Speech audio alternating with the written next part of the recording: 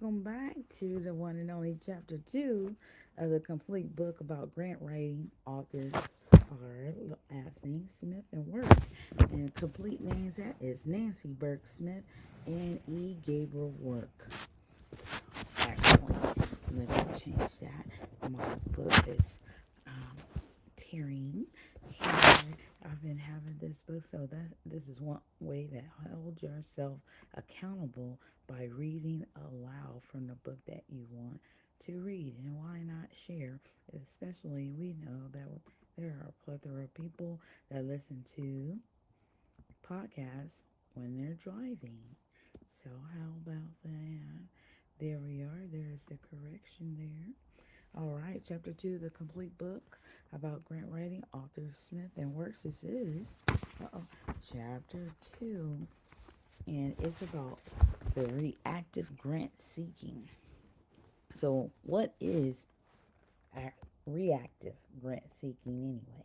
It says reactive grant proposals reflect the common bidding practice used throughout the business and government sectors. When a large manufacturing company, for example, looks for a parts supplier, it often develops a request for bids or proposals, remember RFP, outlining what it is looking for in terms of product, delivery, quality, and reliability. Supply companies then bid on the project by responding in writing with a proposal for how they will manufacture and deliver the part, what it will cost to do so, and what their qualifications are for both providing the part and doing better than anyone else. Similarly, when a city government decides to construct a public project, it too seeks bids or proposals. First, from engineers and later from construction companies. In the case of what we call reactive grants, a grant maker chooses an issue or problem, determines the way in which it wishes to address the issue, then releases an RFP, request for bids or proposal, to solicit proposals for carrying out the work. Reactive grant seeking then centers on identifying RFP opportunities and writing a proposal in response to the invitation from the funder, reacting to the RFP. Now, who makes grants via RFP? Government RFPs. Within its departments, the federal government determines priorities for domestic programs it wants to launch. The departments publish these programs in the Federal Register or Catalog of Federal Domestic Assistance, CFDA, in anticipation of allocated funding in the annual budget. Okay. Barring unforeseen, that's borrowing, not borrowing, barring unforeseen budget constraints, the projects are allocated funding and a formal RFP is released by the federal department. Okay. So, state governments also have priority projects that are funded through a competitive RFP process. The funding level and the number of programs funded vary with the budget allocation for the program and the availability of funds over and above those needed to operate the state budget. State RFPs may or may not be published, but are often available on websites of the state departments or are mailed to potential applicants identified by the department. Now, the foundation RFPs, on occasion, some foundations, most often those with a national or international focus, may release an RFP when they launch a special program to notify eligible organizations of the opportunity. Few foundations use the RFP process exclusively. Many do not use it at all. When they do, they often implement a two-step process.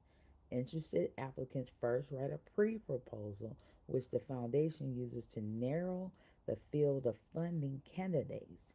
Based on the pre proposal, the foundation then invites selected organizations to submit a final proposal on which the grant determinations are made.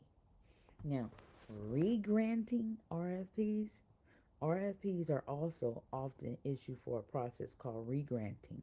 Regranting results when a foundation, public charity, or smaller unit of government receives a larger grant on the condition that a portion of the grant be offered through an RFP process to other, usually locally based nonprofit organizations. For instance, a community foundation might receive special funds earmarked for a specific effort and issue an RFP to local organizations that it believes might be interested in developing and proposing a relevant project. This occurred when, in some states, the funds from the tobacco settlement judgment were distributed to community foundations to re-grant to local organizations that offered educational or smoking cessation programs.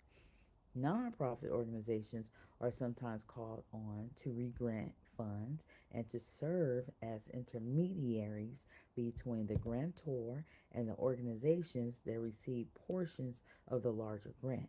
Recently, for instance, the federal government emphasized creating more opportunities for small base they were faith based and community organizations, FBCOs, to receive grants. The problem, however, was that most small FBCOs did not have the capacity to administer federal grants and report on their outcomes.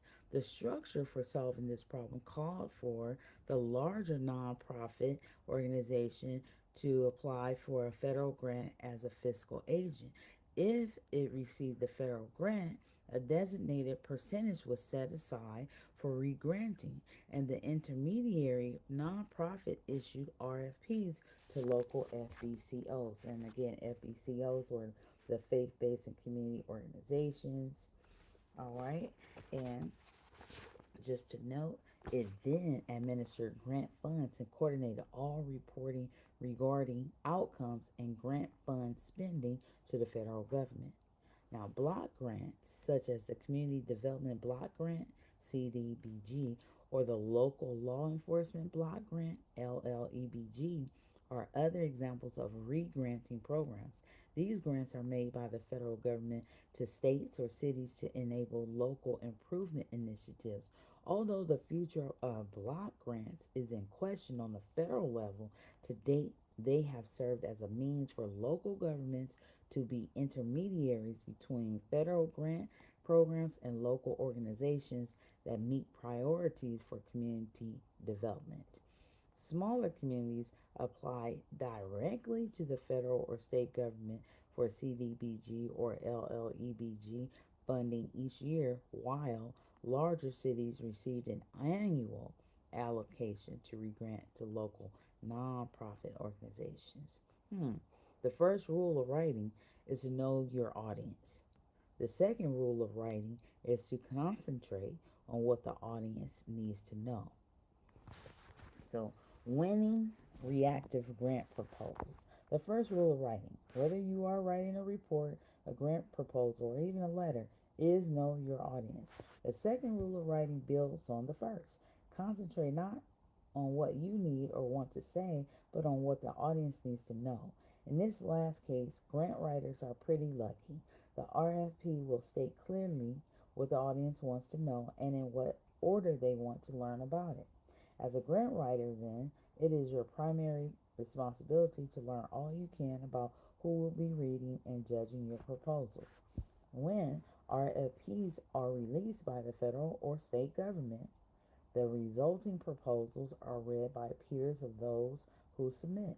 For instance, Department of Education proposals are read by educators, Department of Justice proposals by law enforcement personnel. Individuals from around the United States, often former grantees from the same program, are recruited to read and score proposals. Proposals submitted to foundations are generally read by staff and or trustees, and in the case of community foundations, some selected community members who are part of a pre-screening committee. Intermediary nonprofits often convene a group of interested and objective community members to review proposals for re-grant funds. As a writer, You need to put yourself in the place of the reader and analyze your proposal from his or her perspective. If you are writing to an educator, you must use vocabulary and concepts familiar to that reader. And use them knowledgeably. If you are writing to a group of local trustees, foundation staff, or community people, they often know as well as you do, and sometimes better, the depth of community problems, the capacity of local organizations to address the problems, and what's been tried before. The grant writer must never talk down to this audience. You must know the history of some similar efforts in the community, be familiar with the various appropriate collaborative organizations, and, if possible, be aware of the different biases among the readers. Now, the requests for proposals, where can I find them? Government RFPs. Federal and state governments publish grant programs and RFPs on their websites. Departments within the state government may notify their constituents about funding opportunities and direct them to the department's webpage to learn more. Every year, the federal government publishes the Federal Register, also called the Catalog of Federal Domestic Assistance, or CFDA, which contains all potential grant offers for that year. Today, RFPs are also released on the federal government's website, www.grants.gov. Anyone can sign up to receive notification from any or all of the federal departments, or can visit the website at any time to search for a specific type of grant. Now, let me see the copyright. Again, this book was copywritten, so we are. It says 2012. All right, but I still believe um, that is the one and only website there. So www.grants.gov. I can do that. I know that we're live, but that's what it is. Sometimes you pick up the book and you start reading grant.gov, and then you can research that information. Now, it says not sure, so that means grant.gov. Maybe. Not sure. It says the site can't be reached. Check if there is a typo in www.grant.gov. So, well, grants is plural. All right, www.grants with the s.gov, and it is still viable there. I thought so, but just because we are seriously learning about grant writing and reviewing about grant writing at the same time. All right, here we are. So going forward, anyone, remember, can sign up to receive notification from any or all of the federal departments, or can visit the website at any time to search for a specific type of grant. Now, if you sign up for an automatic notification, an announcement from grants.gov is sent directly to your email box and may look like this. The number of RFPs listed varies. In this book, there's a a dialogue box, and it says the following grant opportunity postings were made on the grants.gov, and then there's a list like find opportunity service colon, and then it says HHS. It lists Department of Health and Human Services, Health Resources and Services Administration, Ryan White Part A, HIV Emergency Relief Grant Program, Modification 3. Then there's a website, http, starting with http www.07.grants.gov /search and it goes on. EPA, Environmental Protection Agency. There's fiscal year 2011 request for proposals, RFP, for the Environmental Education Subgrants Program. There's modification 1. There's in the website, the link. DHS, Department of Homeland Security, Department of Homeland Security, FEMA, FY 2011 National Special Security Event Grant Program, and modification 1.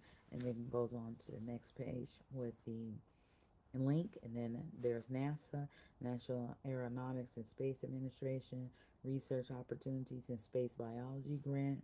And please do not respond to this message. This is a post only mailing. To unsubscribe from this notification service, go to the following URL and then follow the instructions for unsubscribing. That's what it would look like. That's what in a dialog box. And now, or they just put it in a dialog box for the purpose of this book, so that way we would know what the email specifically would look like. All right, when you want to learn more about the RFP, you simply click on the URL link for that grant to take you to the full announcement and the application package. Though there are other details such as due dates and CFDA numbers, here are some highlights of what you would find if you selected the first entry, the HHS Ryan White Part A HIV Emergency Relief Grant Program. The subsequent web page information shown below provides a summary of information about the grant opportunity. If you find your organization is eligible and that you have a program that fits the purpose of the RFP, you will use the link at the bottom of the information page to take you to the full grant announcement. So it would have to the left, it's like a T-chart. Funding opportunity number, colon, then there's a line, and then there's HRSA 12 28, and then it goes to the next line. Same format. Opportunity category, colon, and then it says discretionary. Funding instrument type, grant. Category of funding activity, health.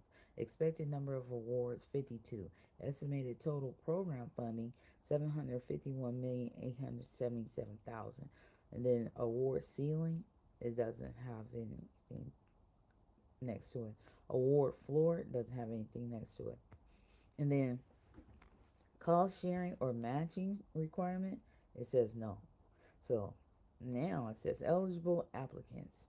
There's a list here: county government, city or township governments, others. In parentheses, see text field entitled Additional Information on Eligibility for Clarification. Now we go on to the description, and it tells you about the description of this award. Part A of the Ryan White HIV/AIDS Treatment Modernization Act authorizes grants for primary medical care, access to antiretroviral therapies, and other core serves and support services to eligible metropolitan areas, EMAs, and transitional grant areas, TGAs. Part A funds may be used to provide a continuum of care for people living with HIV disease who are primarily low income, underserved, uninsured, and underinsured. The grants fund systems of care to provide 13 more medical services and other additional support services for individuals living with HIV forward slash AIDS and EMAs and TGAs, or over 66%, or EMAs and TGAs. Over 66% of the funds available are awarded according to a formula based on the estimated number of living cases of HIV, non-AIDS, and AIDS cases in the EMA forward slash TGA. The remaining funds, less any hold harmless and MAI amounts, are awarded as discretionary supplemental grants based on the demonstration of additional needs by the EMA forward slash TGA and separate competition. Now they didn't tell us what I didn't see what was MAI. MAI. But the only thing else I see something that start with an M is metropolitan areas. But what was the I stand for? So that would be something to I have to figure that out. Okay, so then there's a link to the full announcement. It would have a link there. Now here's another section: foundation and intermediary RFPs. When foundations and intermediary grantors issue an RFP, they generally send the announcement to organizations they have identified as being eligible. For instance, an intermediary to FBCOs might send the RFP to several churches in an area. A large, remember that's the faith base, is FBCO specifically. It is FBCOs. Go back here. And that's the other thing I could take time. I would go back and reread to take notes. Okay, so faith based and community organizations. That's what the FBCOs are. Okay, so for instance, an intermediary to FBCOs might send an RFP to several churches in an area. A large foundation might send an RFP to mayors of specific cities, and a community foundation might send one to all organizations that have done similar work in the past. They will also frequently post the notice on their website to make it available to those who are not notified directly and to provide additional information for those who were. If you do not directly receive an RFP but you hear of it in another way, go ahead and explore the grant maker's website to determine your organization's eligibility. Another source of information on foundation RFPs is the Foundation Center, www.foundationcenter.org, which provides regular notifications of foundation RFPs through a listserv. That's LISTSERV, one word. If you sign up every few weeks, you will receive an email bulletin of new grant initiatives, foundations, RFPs, or notifications of open calls for programs. The email first presents a table of contents of the grants announcing that issue, then provides details and a web page link to the programs. A sample entry is shown on the next page. And before we get to the next page, there's a grayed out area here is entitled the Foundation Center. The Foundation Center's mission is to strengthen the nonprofit sector by advancing knowledge about philanthropy in the United States and globally. The center maintains the most comprehensive database on United States grant makers and their grants. As such, it is an important reference source for grant writers. The organization collects and provides access to information on United States foundations and the grant seeking process through its website, print and electronic publications, library forward slash learning centers, and a national network of cooperating collections. It also provides a message board where grant writers and fundraisers can ask and answer specific questions about their work. Parentheses www.foundationcenter.org. And on to the next page is a sample Foundation Center email notice. So they share that corporate, in quotation marks, Foundation offers school fitness and nutrition program in Minneapolis, St. Paul. And that lets you know the headline briefly states the foundation name and program purpose. And then there's a deadline for submission is provided December 15, 2012. A link for additional information is provided. Philanthropic Program of Minneapolis Headquarter Corporation Incorporated. And there's a link, http colon // www.corporation.com/. The Corporate Foundation Fitness and Nutrition Program supports exemplary school fitness and nutrition programs and encourages new and innovative ways to promote physical activity and good nutrition before, during, and after school. FAN grants, FAN grants are only available in Minnesota's 7-county metro area. This grant opportunity is geographically focused in the city where the corporation is headquartered. Geographic limitations apply in the case of many corporate and family foundations and of all community foundations. See proactive grant seeking for more information about foundations. All right. And a note to the side. And funds are intended to add to, not replace, school funds already set aside for fitness and nutrition initiatives. Maximum grant awards are $5,000, and priority will be given to schools that serve socioeconomically disadvantaged students. Schools and parent organizations affiliated with schools are encouraged to apply. Now, that would let us know based on the previous example. When you get to the website, it'll let you know how many what is the proper word, the expected number of awards. Okay. Grants The grant award maximum or range of funds is provided. So, grants supporting existing fitness or nutrition programs in school are intended to help public and private K through 12 schools reach the next level as they prepare or implement an existing plan to serve their students better. For example, a middle school that has removed sugared sodas from its beverage machines may want to hire nutritionists to recommend improvements to the school's lunch and snack program. Grants for new and innovative ways to promote physical fitness and nutrition programs will also be made to schools demonstrating measurable efforts to improve the health of their students. So, examples include activity fee scholarships for disadvantaged youth and nutritional assessments of school cafeterias. Mm. So, the purpose of grant funds is explained in the body of the message as well. So, visit the corporate foundation website for specific program information and application form and forward slash or to review general guidelines that apply to all foundation programs. Now, reading and analyzing RFPs. These are several key items to look for in an RFP before your organization develops a proposal. These items include eligibility criteria. Your organization must be eligible to apply.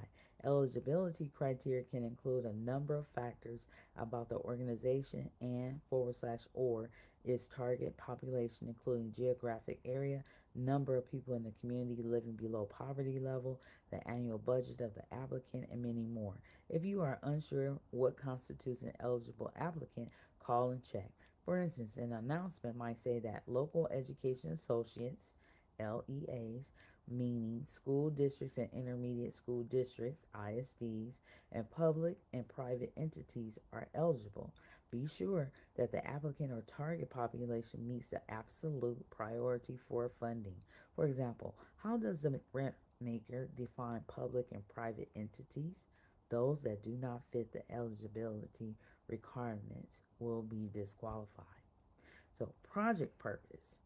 Make sure that the purpose outlined in the RFP is something that the nonprofit organization has already planned to work on. In other words, don't just go after a grant opportunity because it's there and your organization qualifies. It may seem counterintuitive, but if it's not something that matches the mission or objectives of the organization, the eventual cost, monetary, human, and reputational will outweigh any initial benefits to the organization's cash flow.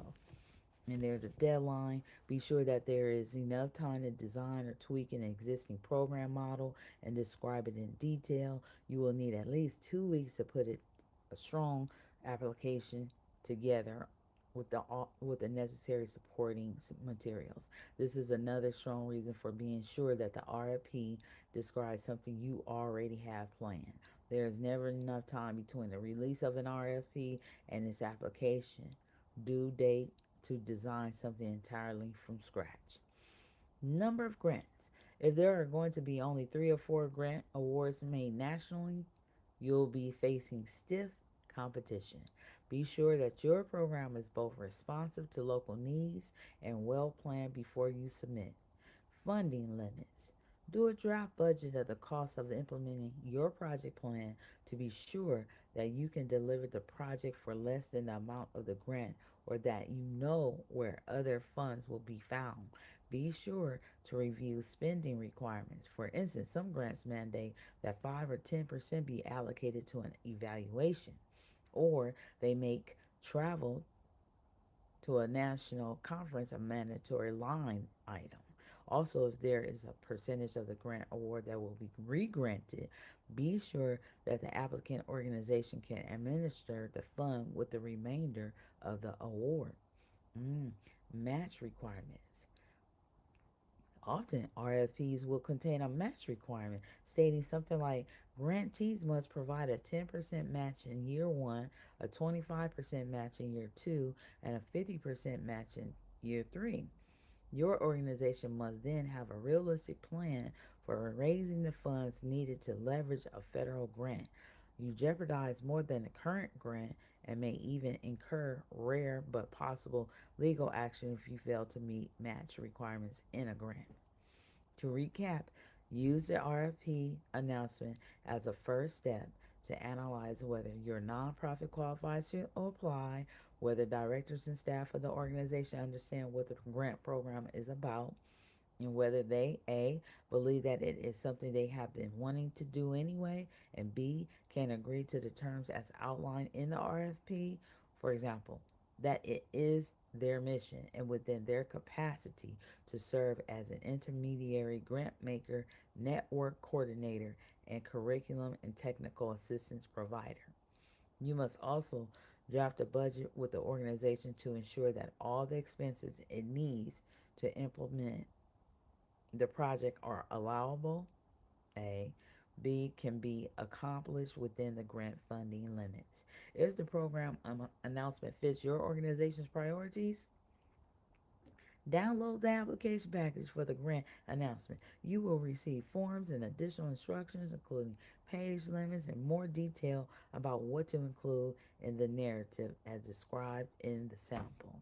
And there's a sample here for grant proposal narrative with the instructions, and it is one that we will pick up with the next time. Is just another example of reading for at least 30 minutes, and that's a plethora of information and another sample. So it is based on one and only, let's say, it's a little bit different than the last one. So that keeps it exciting too, and it's more in depth. So let's pick up here about in the section reactive grant seeking, and this is page 12 at the bottom here, and sample grant proposal narrative instructions here. Let me just read so we can start at page 13 to next time. One of the primary was it grayed out at the bottom here. One of the primary skills a good grant writer brings to the proposal writing process is the ability to read the RFP clearly and analytically. This skill is closely tied to the grant writer's knowledge and understanding of audience. Inexperienced writers want to tell everything they know rather than responding to questions in order and in detail. The grant writer analyzes the RFP and identifies what the audience wants to know, then writes relevant responses. And then we'll have examples of that. Okay, the next time. All right, so until the next time, everybody, have a great, great day.